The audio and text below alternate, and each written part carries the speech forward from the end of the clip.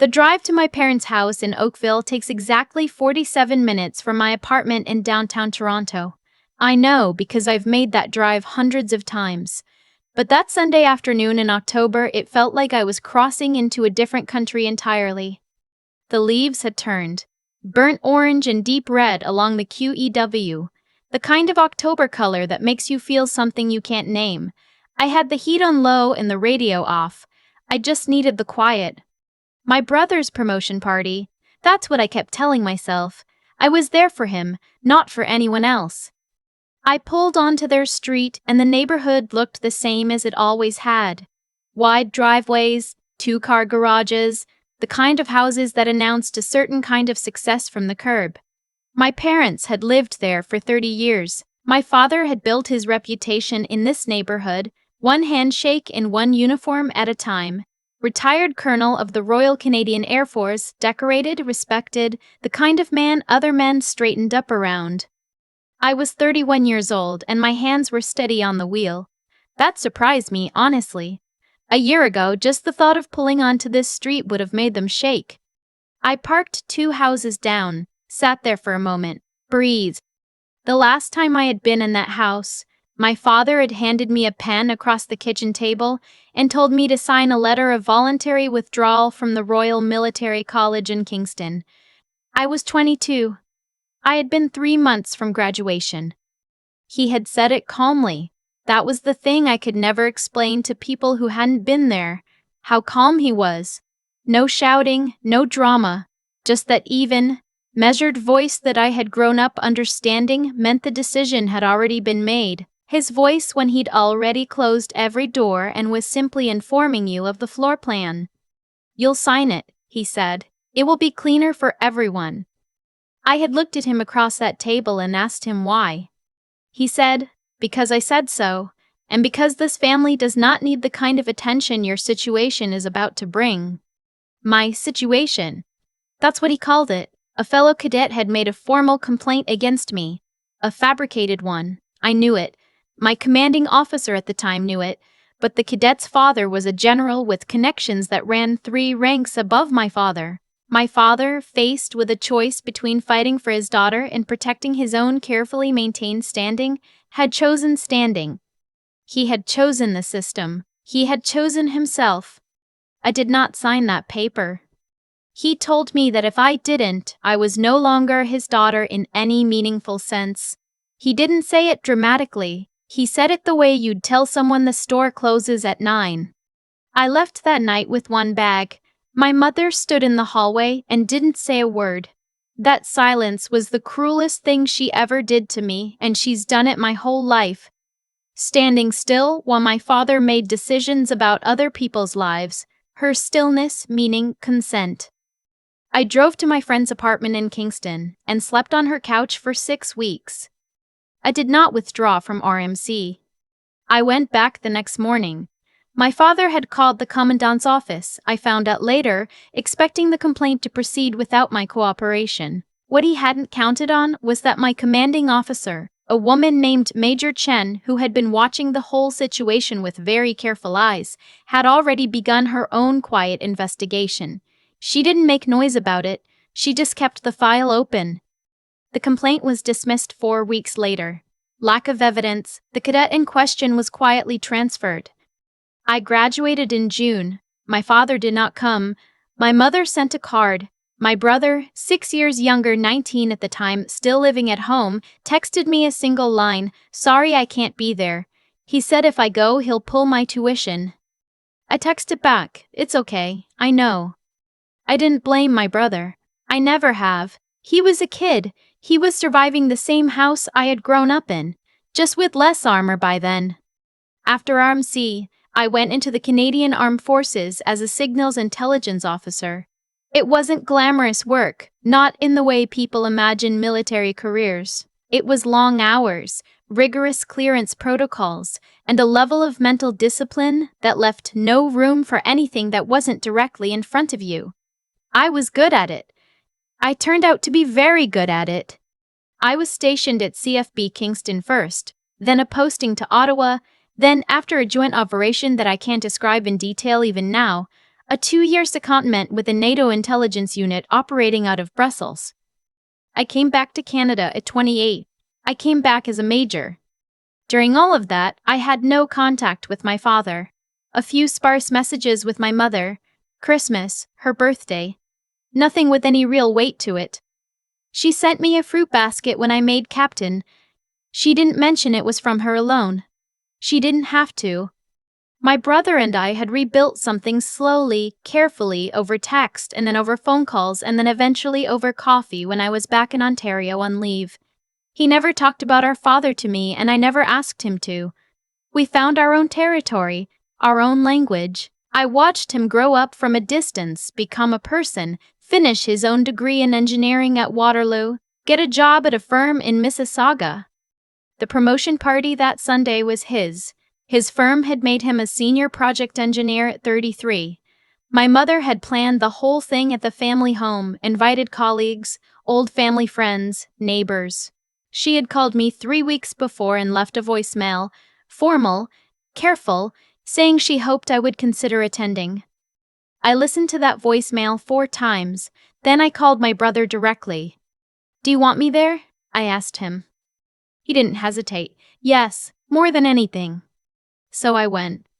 I sat in the car 2 houses down and breathed for a long time, then I got out. The front door was unlocked. I could hear voices from the back of the house, the glass door sliding open and shut, the sound of October wind cutting through the warmth of an indoor gathering that had spilled onto the back deck. Someone was laughing. There was music, something low and inoffensive from a Bluetooth speaker. I walked through the front hall. The house smelled the same. That was the thing about coming back to a place like this. The smell doesn't negotiate. It just takes you back whether you want to go or not. My mother found me first, in a hallway near the kitchen. She looked older. We all do. She put her hands on my arms and looked at my face for a moment, and I saw something move through her expression that she immediately composed back to neutral. "You came," she said. I told him I would. She nodded. "He's on the deck." I didn't ask which he she meant. There were maybe 30 people in the house and spilling out back. I recognized some neighbors who'd known me as a child, a few of my brother's friends from university, some faces from the engineering world I didn't know at all. I got a glass of sparkling water from the kitchen island and made my way through. My brother saw me from across the deck and broke into a smile that I felt physically somewhere behind my sternum. He came over and hugged me, and I held on to that hug a few seconds longer than necessary. "You look like a person who has been somewhere important," he said quietly. "You look like someone who finally got a title that matches what you actually do," I told him. He laughed. He introduced me to a few colleagues. I shook hands, made conversation, kept things easy. I was good at reading rooms. Years of intelligence work will do that, and the room was uncomplicated, warm, celebratory. I had not yet looked in the direction of the far end of the deck where I could feel, without looking, that my father was standing. That's not a poetic thing. It's a physical thing. A calibration that had lived in my nervous system since childhood, an awareness of where he was in any space we shared, what angle I was at relative to him, how much distance I had. Old survival geometry. I waited. I talked to people. I refilled my water. I watched my brother be celebrated by people who genuinely respected him and felt something uncomplicated and good about that. And then I turned. My father was standing with a group of 3 men near the deck railing. He was 64 now, still straight-shouldered, still with that quality of stillness that military lifers carry in their bodies. He was in civilian clothes, dark slacks, a gray sweater, but you'd know what he was anywhere. You always would. He had seen me. I could tell. He had the careful expression of a man who had made a decision about how to handle something and was executing it. We were in the same space. He would acknowledge me at a point of his choosing on his own terms. I was fine with that. I had nothing to prove here and nothing to perform. I was there for my brother. One of the men standing with my father, a tall man in his 60s with the kind of posture you don't develop at a desk, turned to follow whatever my father's gaze had briefly indicated. He went very still. Then he stepped away from the group, crossed the deck without any particular hurry, and stopped in front of me. He looked at my face first. Then, with a precision that silenced the 4 or 5 people nearest to us, he straightened his spine, brought his right hand up, and saluted. "Major Hartwell," he said. Then, quietly, with the weight of someone who never says things they don't mean, "It is genuinely good to see you standing here." His name was Warrant Officer First Class David Tran, retired. He had served with my father's regiment for 11 years. I had met him twice as a child, briefly, at formal events. He knew who I was, only because he had been following the joint NATO operation that I'd been part of. His nephew was in signals, had mentioned my name. He didn't know he'd just done anything significant. But the deck had gone quiet in that particular way that rooms go quiet when something shifts. I shook his hand. I said, "Warrant Officer Tran, it's a real honor." We talked for a few minutes about the NATO operation, about signals work, about a mutual acquaintance in the intelligence community in Ottawa. Normal conversation for 2 people in the same field, easy and genuine. I did not look at my father during any of it. I didn't need to. I heard, from a few feet away, in a voice trying very hard to stay calibrated, my mother say quietly to someone, Yes, she's been in Brussels, with NATO." Sometime later, when the gathering had loosened into smaller conversations and the food was coming out, my father walked across the deck and stood beside me. He didn't look at me directly. He looked at the garden, what was left of it in October, the plants cut back, the beds mulched for winter. He said, "I heard you made, Major." I said, "Yes." He said, "Brussels." I said, "For 2 years, I came back in the spring." There was a pause. The party continued around us. Someone laughed at the other end of the deck. "Your commanding officer," he said, "the one in Kingston. Chen. She put in a commendation for you." "She did," I said. "She's a brigadier general now." He was quiet. I let it be quiet. I had spent years imagining what I would say to him if I ever had a moment like this. Every version of that conversation I'd rehearsed had been about the truth, making him say it, making him acknowledge what he'd done, making him feel the weight of a pen pushed across a table at his own daughter. But standing there with the October air coming off the garden, I didn't want any of it. I didn't need his acknowledgement. I hadn't needed it for years, and I had only recently fully understood that. He had handed me a pen and told me to erase myself, and I had declined, and everything that had happened since had happened because I had declined. Whatever he felt about that was his to carry. "I'm proud of your brother," I told him. "He deserves tonight." I walked back across the deck and joined my brother's group. Before I left that evening, my brother walked me out to the car. We stood on the sidewalk in the cold for a few minutes, the street orange under the lights, the neighborhood quiet. He said, "I saw what happened with Warrant Officer Tran." I nodded. "Dad stood there the whole time," he said. "He didn't move. I've never seen him not know what to do with his face before." I thought about that. "Good," I said. My brother looked at me for a moment. "Are you okay? Actually okay?" I thought about it honestly, the way I'd learned to think about things over the last 9 years. "Yeah," I said. "I actually am." I drove back along the QEW toward Toronto. The leaves were dark now in the night, just shapes against the sky. The city lights grew as I got closer. I had not gone to that house to win anything. I had not rehearsed a line or planned a moment. I had gone because my brother asked me to, because he deserved to have his sister there, and because I had gotten to a place where I could walk into that space and walk back out of it without losing anything. The salute happened because a good man recognized another soldier. That's all. But I drove home thinking about the silence that had fallen on that deck, about my mother's voice saying she's been with NATO, about my father standing at the railing not knowing what to do with his face. I thought about a pen on a kitchen table 9 years ago. I thought about the fact that I had not picked it up. And somewhere on the westbound QEW, with the Toronto skyline coming into full view, I let myself feel, quietly and without ceremony, that I had done right by myself, that all of it, every posting, every long hour, every moment of building something in the years when I could have been collapsing, had been worth it. Not because of tonight.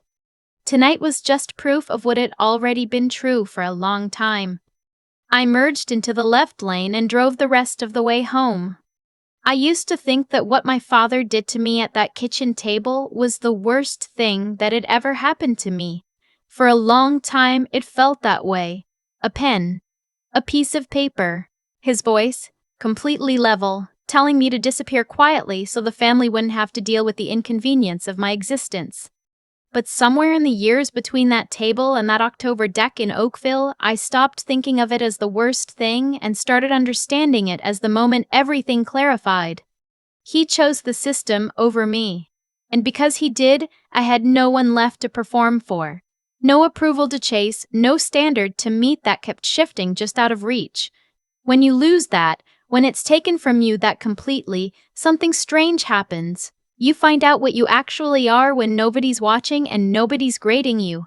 I found out I was someone who went back to RMC the next morning. Someone who sat down in front of Major Chen and told the truth calmly and without performance because there was nothing left to lose. Someone who, it turned out, was very good at doing difficult work quietly. That's not virtue in the way people make it sound, like something you're born with, or something you choose in a heroic moment. It's more like a muscle you didn't know you had until someone removed everything else. What I built after that night, I built honestly. Every posting, every commendation, every year in Brussels, none of it was for him. It couldn't have been for him. He'd already left the room. I built it because the work was real, and I was capable of it, and that turned out to be enough reason. Warrant Officer Tran didn't know what he was doing when he crossed that deck. He saw a fellow soldier he respected and he acted accordingly. That's the thing about living with integrity over time. Other people eventually just tell the truth about you without being asked. You don't have to arrange it. You don't have to engineer the moment. You just have to keep being the thing you actually are. And eventually, the record speaks for itself. My father stood at that railing not knowing what to do with his face, and I felt nothing dramatic, not triumph. Not the satisfaction I'd imagined as a younger woman lying on my friend's couch in Kingston, wondering if I'd made a catastrophic mistake, just a kind of quiet that I'd earned honestly, the way you earn anything that actually lasts. I think about my brother sometimes, who texted me sorry I can't be there from inside that same house, who was 19 and scared and doing the best he could. He turned out fine, more than fine.